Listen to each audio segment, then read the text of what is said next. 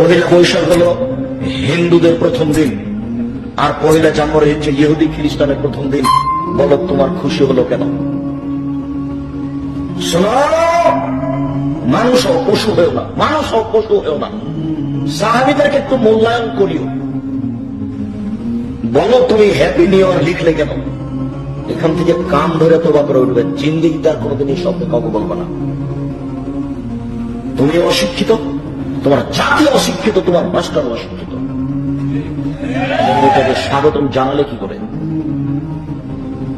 শুধু তাই নয়, যারা জানুয়ারির 1 তারিখে শুভদিন বলেছে, যারা পহেলা বৈশাখকে শুভদিন বলেছে, তাদের বিচারের মাঠ হবে ইহুদিদের সাথে, খ্রিস্টানের সাথে তাদের বিচারের মাঠ হবে হিন্দুদের সাথে।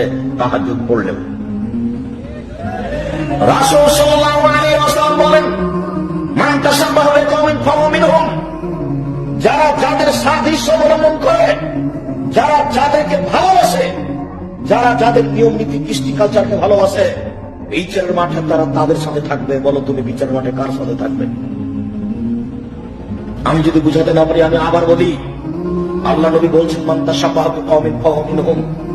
যারা যাদেরকে ভালোবাসে, যারা যাদের নিয়ম নীতিকে পছন্দ করে, যারা যাদের পোশাক আশাককে ভালোবাসে,